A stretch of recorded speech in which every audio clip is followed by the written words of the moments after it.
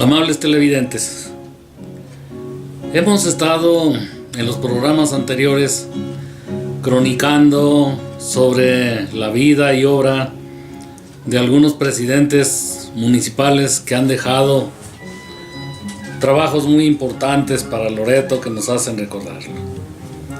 Quiero hacer esta aclaración. Todos los presidentes municipales, cuando llegan al cargo, trazan sus proyectos, tienen sus intenciones. No estamos menospreciando a los demás. Yo creo que todos los presidentes que ha tenido Loreto, desde el primero hasta el actual, han hecho cosas muy interesantes.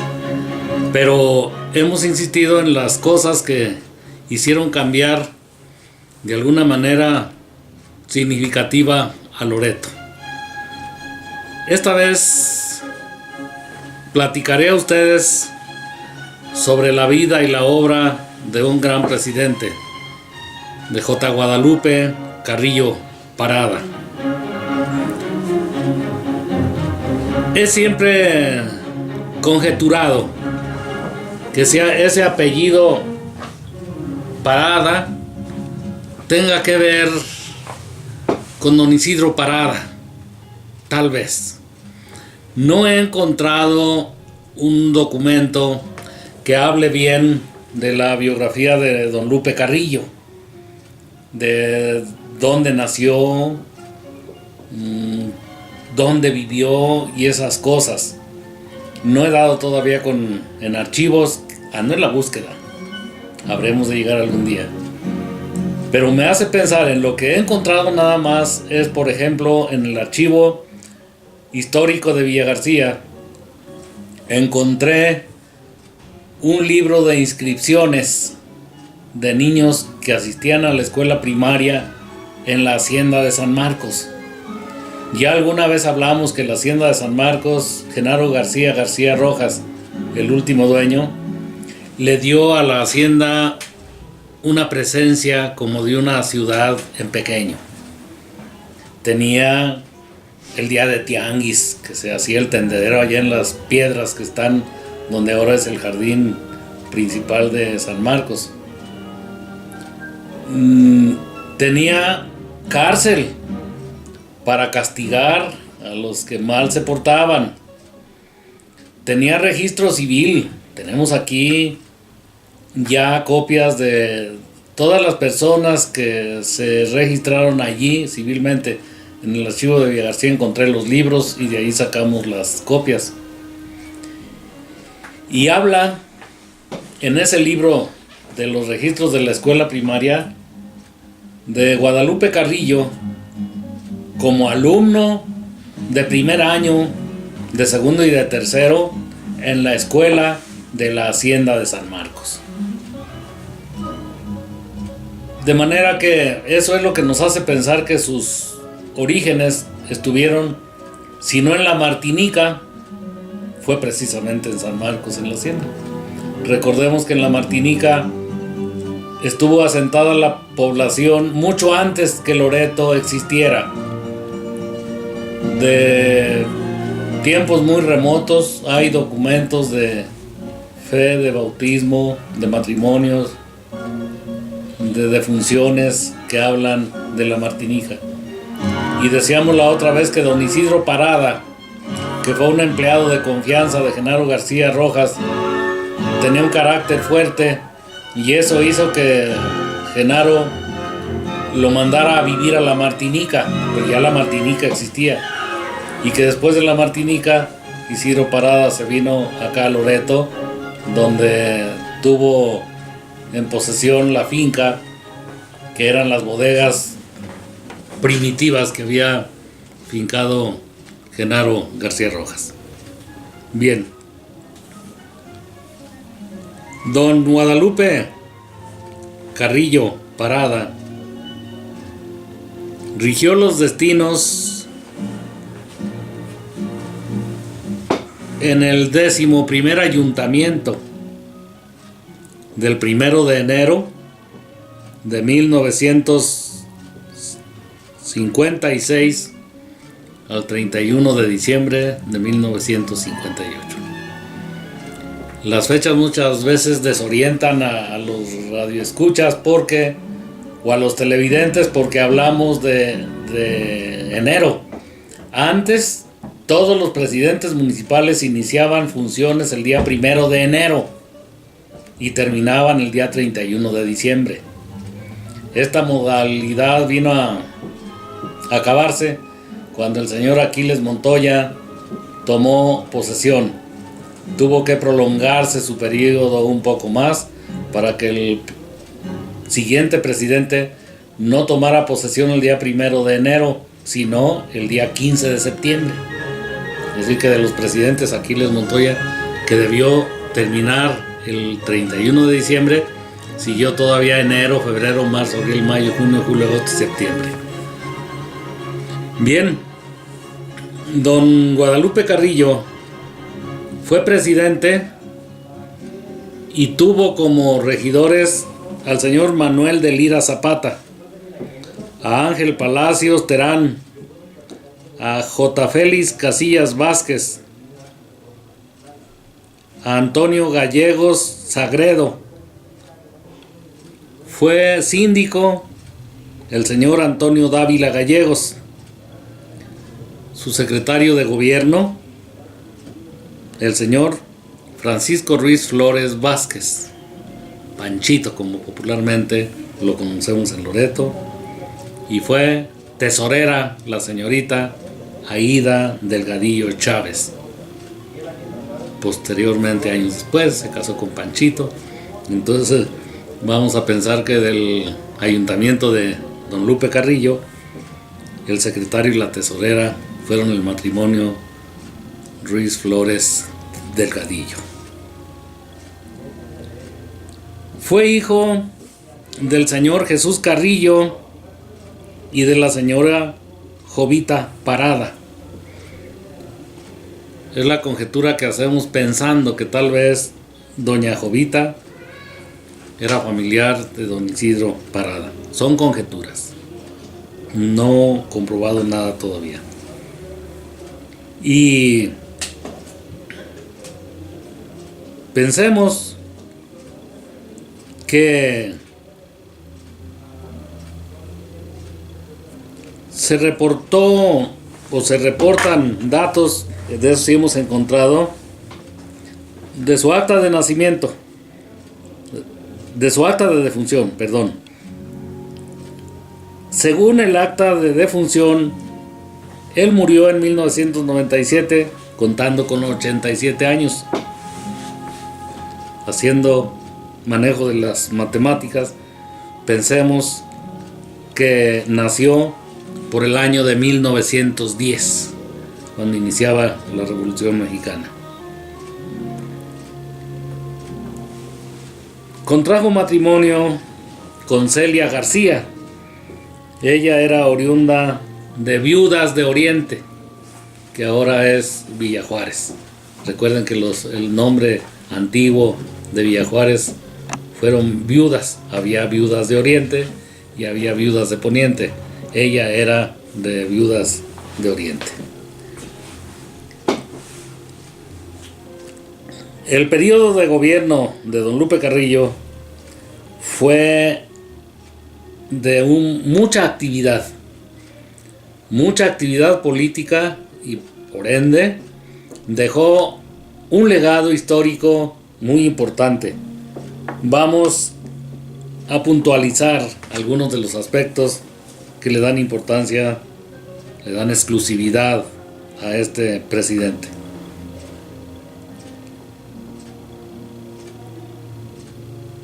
Primero, fue declarado recinto oficial para la toma de posesión de don Lupe Carrillos el Teatro Cine Libertad, una sala histórica aquí en Loreto, de la que ya hablamos en algún capítulo cuando nos referíamos a los cines que ha tenido Loreto. A poco tiempo de que tomó posesión, él tomó posesión en enero, y a 2-3 meses de haber tomado posesión, visitó a Loreto, o a Vimbaletes, vamos hablando que estamos hablando de 1956, pero recuerden un dato importante. Nuestro municipio se llamó Loreto originalmente y duró llamándose Vimbaletes hasta 1956, en octubre. Entonces, don Lupe Carrillo había tomado posesión en enero de 1956. Y en octubre fue el cambio, donde la legislatura cambia el nombre de Vimbaletes por Loreto. Entonces a don Lupe Carrillo le tocó ser presidente del municipio con esas dos denominaciones, Vimbaletes. Fue el último que se registra del municipio de Vimbaletes y el primero que se registra del municipio de Loreto. Cuando el licenciado Francisco E. García, presidente de la gobernadora Amalia García, papá de la gobernadora, don Francisco E. García vino a promoverse en su candidatura para gobernador. Don Lupe Carrillo, que era un político muy detallista, muy cuidadoso, le organizó una recepción a don Francisco E. García que lo dejó, como vulgarmente decimos, apantallado. Contingentes de todo el municipio, casi toda la población de Loreto, y fue un recibimiento muy importante, de suerte que al llegar a la primera magistratura, don Francisco de García tuvo en cuenta mucho al municipio y a su presidente, a don Guadalupe Carrillo. En octubre de 1956, decíamos, el municipio de Vimbaletes deja de llamarse así Vimbaletes y se llama Loreto. Y fue promulgado el decreto por la 42ª legislatura y el gobernador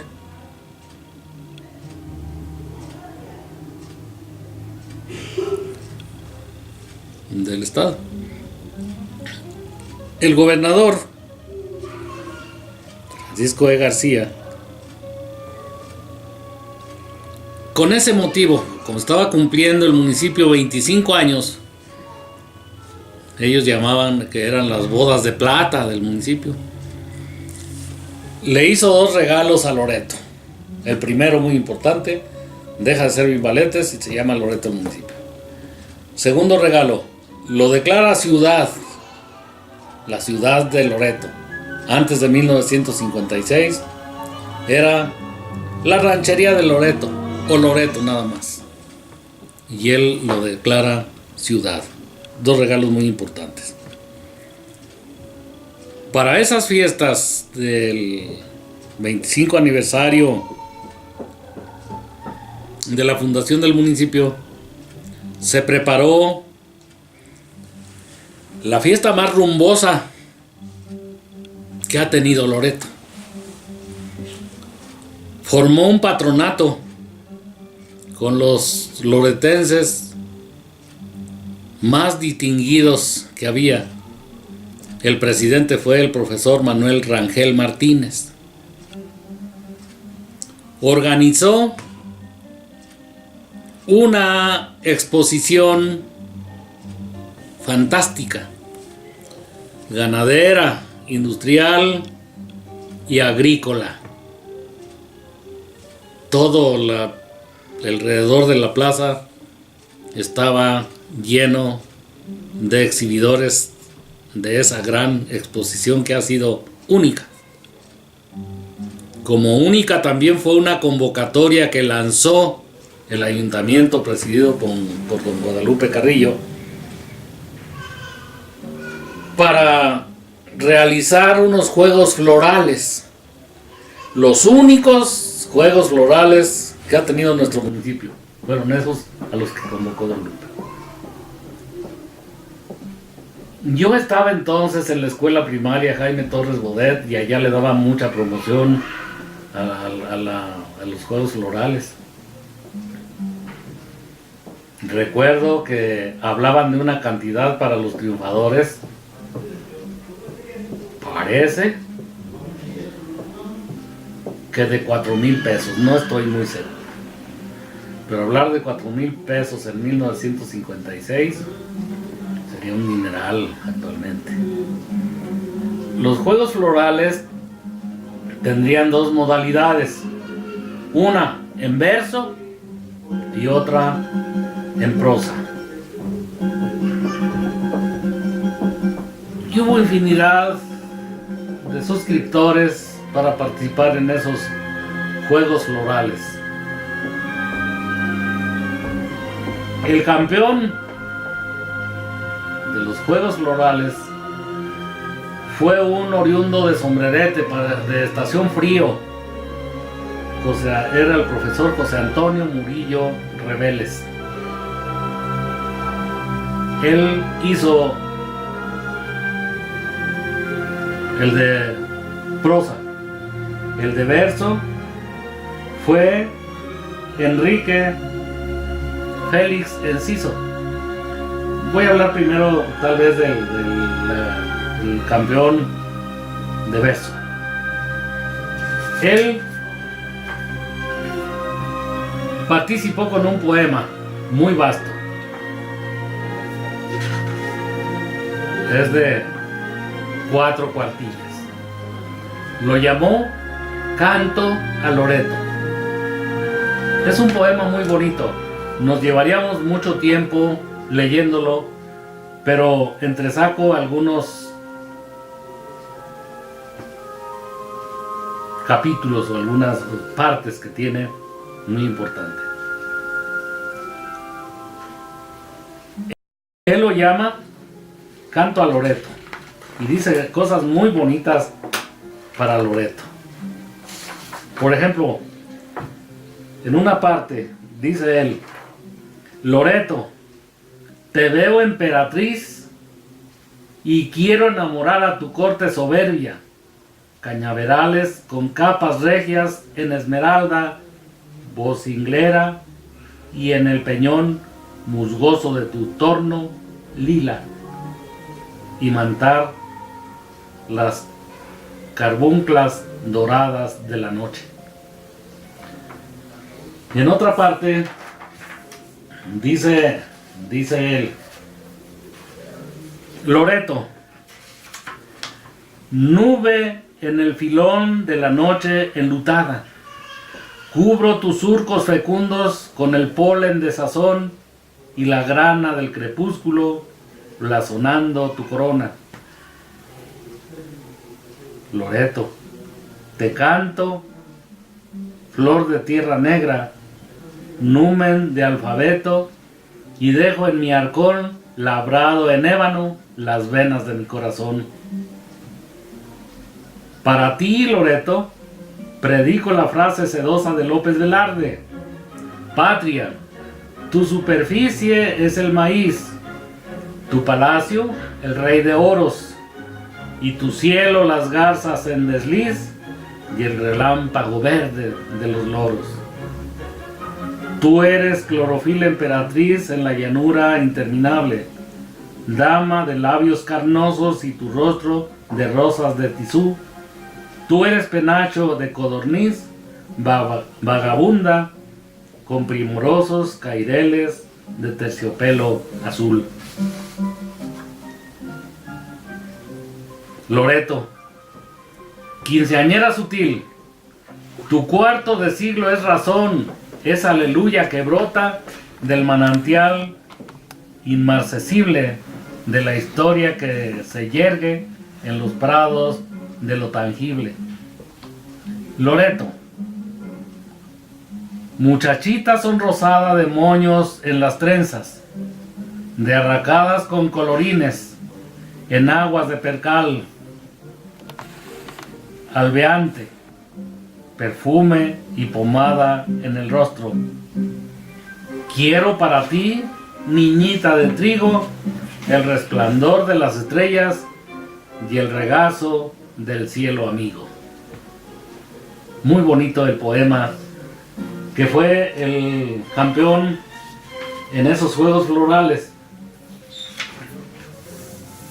Hubo también en la convocatoria el concurso para una composición en prosa. Esa, tengo la suerte de tener aquí el documento. Es del autor, el profesor José Antonio Murillo Reveles. Él era, decíamos, de frío, en sombrerete, y estudiaba historia en México. Él era socio de la Escuela Mexicana de Geografía y Estadística. Escribió este documento y él lo llamó Ensayo histórico, geográfico, económico y social del municipio y ciudad de Loreto, Zacatecas. Es el primer documento que se hizo sobre la historia de Loreto. Claro, al darle lectura muy detallada, tiene algunas inconsistencias y es natural. Él no era de aquí. Para hablar de Loreto, hay que vivir en Loreto, hay que querer a Loreto y hay que estar siendo partícipe de los procesos evolutivos que tiene Loreto. El profesor Enciso, siendo de sombrerete y estando radicando en México, tuvo que venir, supongo, a Loreto para recabar información. Pocos escritos había entonces, de no ser los decretos que ya estaban y que siguen estando en la legislatura del estado, pero todo lo demás eran solamente testimonios orales, entrevistas verbales que hacía con la gente, y la gente le contestaba según lo que pensaba. Y hablo de algunas inconsistencias, por ejemplo, señalaríamos algunas, y les digo, le doy la razón total, porque haber venido no sé cuántas veces y cuántos días estaría, pero yo creo que venía y estaba de un día para otro y repetiría las visitas para poder tener información. Entre las cosas que dice el documento, salió aquella de que Loreto se llama así. Primero decía que porque la esposa del hacendado de San Marcos se llamaba Loreto. Se aclaró a tiempo que no era la esposa, era una hermana de Genaro García Rojas, y que la estación no pudiera llamarse Loreto en ese sentido, porque miren, vamos nada más por lógica y llegando a entender. Existen testimonios de la estación Loreto llamada así a partir de 1914. Genaro García Rojas se había ido en 1911 a San Sebastián, España.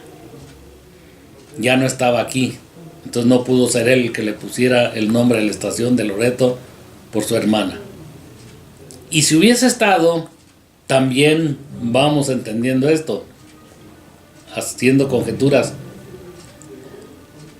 ¿Sería posible que, queriendo honrar a su hermana, le pusiera la estación Loreto cuando Loreto no era más que la parada del tren, rodeada de mezquiteras y de nopaleras, porque no existía Loreto? Y si él hubiese querido honrar a su hermana con el nombre de algún pueblo, bien pudo escoger de los pueblos antiguos que ya para entonces existían: Mimbaletes, Tierra Blanca, San Blas. Entonces eso hace pensar que no. Hubo una versión también en la que decían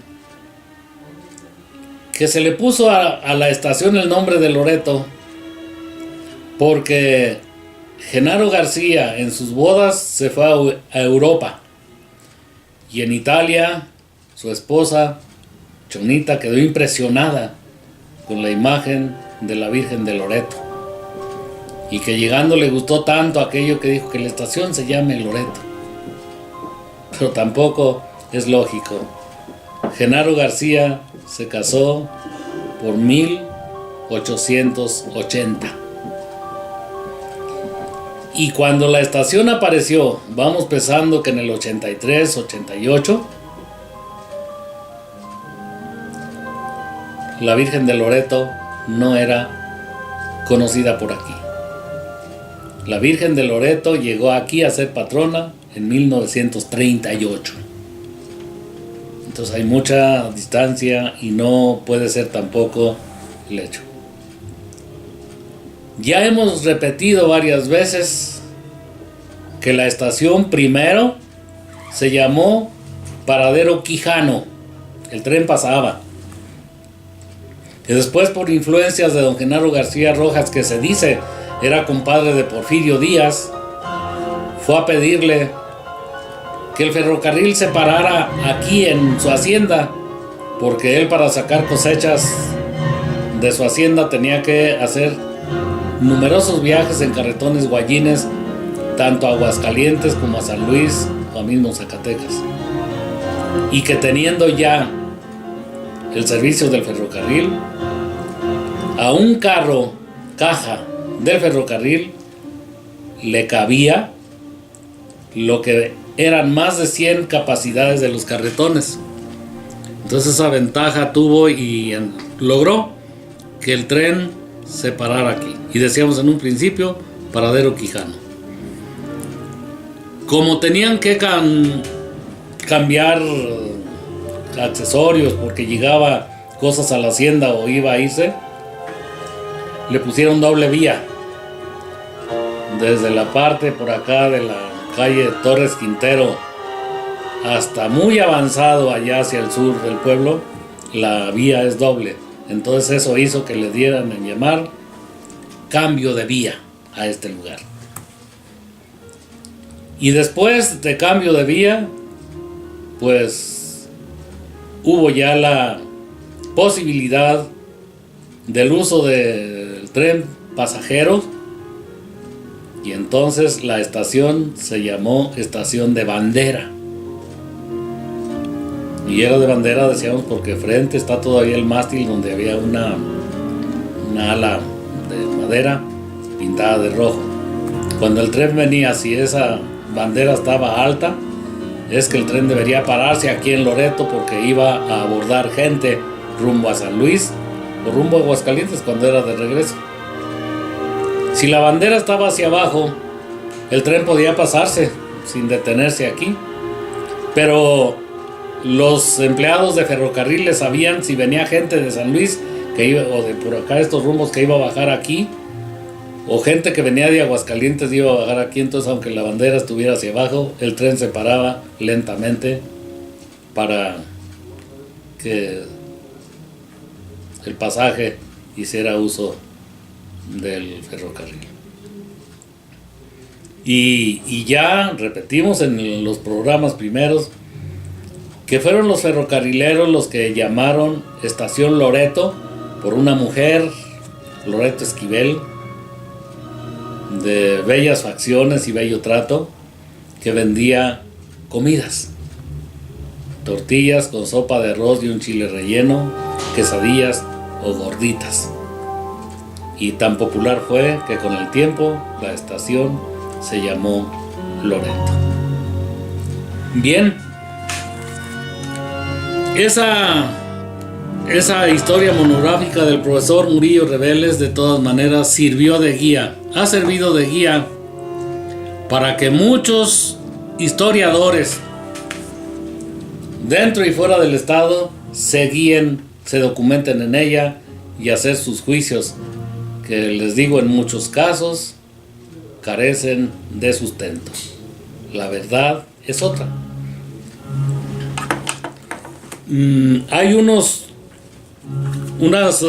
datos que habla un poco y que nosotros a veces los vemos y decimos eso no es así, porque la historia nos narra otra cosa. Esto es un documento, y existe otro documento que son unas memorias que hizo Maximiano Camarillo.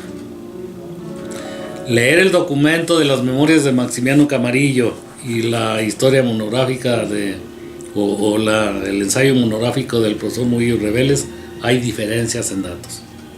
Nos inclinamos más en estos datos que son las memorias que estuvo escribiendo Maximiano Camarillo. Yo le agradezco mucho al profesor Raúl Ortiz Aréchar que me hizo favor de regalarme este documento, porque en él hay bases. Aquí habla Maximiano Camarillo de Loreto en la fundación del municipio que él gestionó. Fue actor central, entonces todo lo que escribe en sus memorias es más de creerse. Y miren, hablando de los juegos florales, yo recuerdo que los promovieron mucho. Yo estaba en la Jaime Torres Bodet y el maestro Ezequiel Madrigal Moreno, que era director y además mi maestro de sexto año, nos platicaba mucho de los juegos florales. A mí me llamaba la atención que había un premio en efectivo y decía además la convocatoria que a los campeones de verso y de prosa les entregarían ese premio en efectivo y una rosa natural. Yo me imaginaba qué bonito será que le regalen una rosa al campeón, y eso va a ser importante. Y el día que entregaron los premios, yo vine aquí a la plaza, al kiosco. Vi que les entregaron el sobre de su premio en efectivo, y cuando la rosa natural, yo esperaba que les dieran un rosal, era una flor muy bonita. No, era la rosa natural es una flor dorada, chapeada en oro, que les imponen en la solapa, y les pusieron la flor natural. Y al día siguiente el maestro Madrigal nos preguntaba, ¿quiénes fueron a la premiación? Yo fui. A ver, cuéntanos qué viste. ¿Qué te pareció la fiesta? Le dije, muy bonita. El discurso del presidente, los honores que recibieron los triunfadores. Le dije, pero me decepcionó el hecho de que decían que una flor natural era una flor de lámina sería.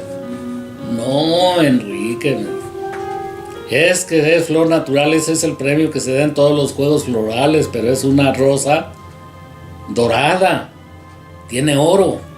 No, pues entonces sí estuvo muy bueno el premio que se dio. Ya hablamos entonces que don Lupe Carrillo hizo esa feria única. Y fíjense otra cosa, don Lupe Carrillo implementó las ferias conmemorativas de los aniversarios de Loreto, porque antes de él nunca se hablaba de que está cumpliendo años el municipio de Vivalete, soy Loreto. Las fiestas grandes de aquellos tiempos eran las fiestas patrias.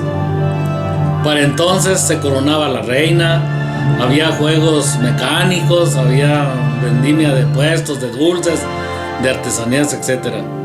A partir de esa feria que hizo don Lupe Carrillo para conmemorar las bodas de plata o aniversario de plata de la fundación del municipio, las fiestas patrias se extinguieron, pasaron a un segundo término, y en octubre desde entonces se hace la fiesta celebrando los aniversarios de la erección del municipio con mucho entusiasmo.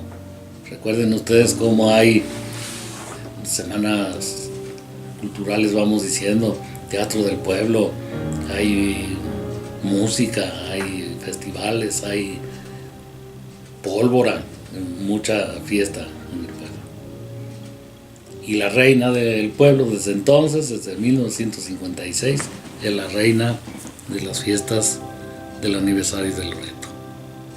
Y se estila muy bien también ahora que hay una sesión solemne en la que el ayuntamiento se reúne en la plaza y se hacen eventos muy lucidos para conmemorar los aniversarios de Loreto.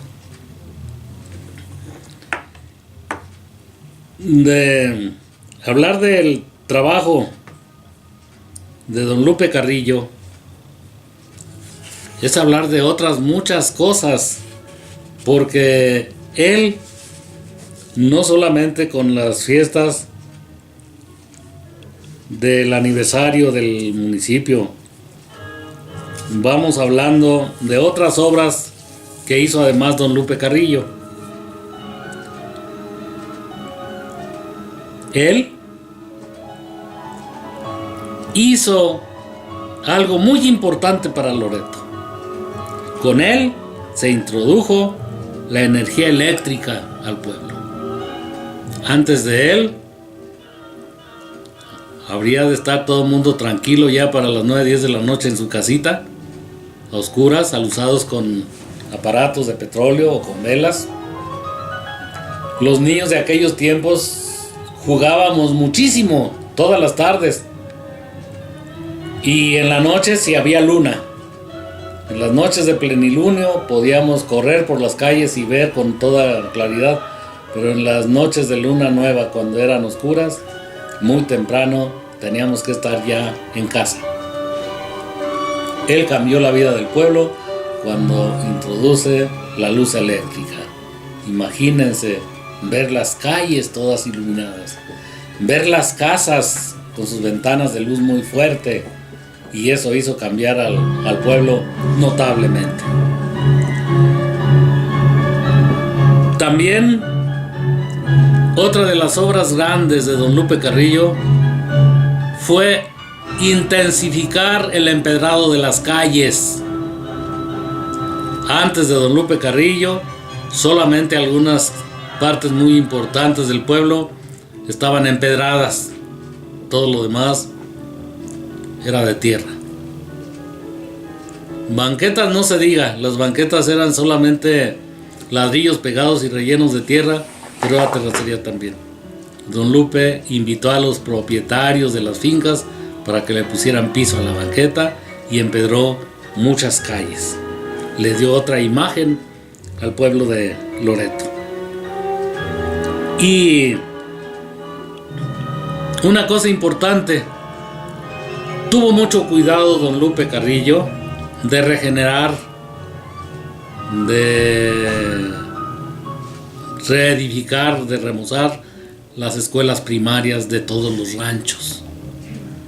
Le daba ayuda a la gente, le daba facilidades para que las aulas, los pisos, los pizarrones y los mesabancos fueran lugares decorosos para que los niños asistieran con gusto a la escuela. Y vamos pensando que la escuela ha sido siempre el segundo hogar de los niños, porque pasan buenas horas del día en la escuela, y más en aquel tiempo que las escuelas se regían con el calendario tipo A. Había tipo A y tipo B. Tipo A, las escuelas que iniciaban el año escolar en febrero, para que las vacaciones grandes fueran diciembre y enero. Pero por necesidades de la agronomía tuvo que cambiarse al tipo B, que son las que inician las clases en septiembre y las terminaban en junio. Ahora las terminan en julio, la mera época en la que los campesinos necesitan a sus hijos para que colaboren en las labores de la siembra. Y los horarios eran discontinuos. Ahora son continuos. Entran los niños a las 8 de la mañana, salen a la 1 o 2 de la tarde y ya. Pero en aquel tiempo se entraba a las 8 de la mañana, se salía a la 1, se regresaba a las 3 para salir a las 5. Esos eran los horarios discontinuos. Las cosas cambian y ya las escuelas no solamente fueron con horarios continuos, sino que hasta el mismo edificio sirve ahora para 2 escuelas. La escuela Club de Leones en la mañana, en la tarde la escuela José María Luis Mora. La escuela Jaime Torres Bodet en la mañana, la escuela Belisario Domínguez en la tarde. Y así los edificios tienen dos funciones. En lugar de hacer otra escuela, llegaron siempre a pensar que haciendo doble turno estaría resuelto el asunto. Una cosa muy importante de don Lupe Carrillo: el 23 de septiembre de 1957, siendo él el presidente, participó en las gestiones que se hicieron para que se iniciara la carretera de Loreto a San Marcos. Ya la carretera Loreto a Aguascalientes había tenido también su época con los gobernadores de allá. Y otro aspecto importante de don Lupe Carrillo: le tocó inaugurar los 6º Juegos Nacionales Literario Deportivos de las Normales Rurales del país, que tuvieron su sede en San Marcos. También una fiesta muy grande, fiesta de todo el país, enfocada al estado de Zacatecas, pero con sede en San Marcos. El día 16 de enero de 1958 coloca la primera piedra para construir el panteón de la comunidad del Tepetate. En aquel lugar a don Lupe Carrillo se le recuerda con afecto, porque imagínense el Tepetate, traer a sepultar los difuntos hasta Loreto, la distancia que hay, apenas, y cargados en hombros, porque no había ambulancias, no había. Algunos se animaban a traerlos en carretones, guayines, pero lo más de eso era venir con ellos a pie. Ya hablamos en alguna ocasión de los panteones, que en un principio aquí en Loreto todos los difuntos que había en la región se llevaban a sepultar a cientos, que después, por solicitud de Chonita, la esposa de Genaro García, en 1884 se hizo el Panteón de la Luz. Entonces los difuntos iban a la luz. Después, en 1946, Salas Duque hace el Panteón de Loreto, y a partir de entonces se sepultan aquí en Loreto. Mucha comodidad para los de la cabecera municipal, pero seguían viniendo de lugares distantes, de Tierra Blanca, del Tepetate, de Carrillo Puerto, del Socorro, de allá siguen viniendo todavía. Pero él dio esa facilidad, esa comodidad a la ciudadanía, que en el Tepetate hubiera ya panteón, como lo hubo también, o lo hay en Tierra Blanca. Y ahora estamos, si hacemos recuento, en Ejido Hidalgo o Tecolote hay uno, otro en Tierra Blanca, otro en el Tepetate, en La Concepción, y se sigue utilizando también el de San Marcos. Entonces, fue un presidente que lo recordamos mucho. Un presidente también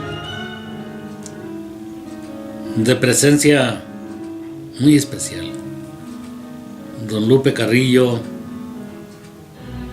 vestía elegante, su presencia imponía, muy atento. Nunca se supo que don Lupe Carrillo regañara feo a la gente. Siempre le habló con mucha amabilidad. y pues se le recuerda por eso muchísimo. Su deceso fue muy lamentable para Loreto. Él falleció en la ciudad de Aguascalientes el día 26 de noviembre de 1997. Yo recuerdo, pues de eso, muchos de ustedes, amables televidentes, recordarán el duelo que el pueblo de Loreto sintió con la muerte de don Lupe Carrillo. Aquí en el patio de la presidencia se le hicieron sus honores post-mortem y fue sepultado en el Panteón San Antonio de aquí de Loreto. Allí está su tumba con sus familias también, con sus padres, en fin. Que estén ustedes muy bien. Este ha sido otro capítulo, creo yo, interesante para saber de nuestras raíces, saber de nuestra historia. Que la pasen bien.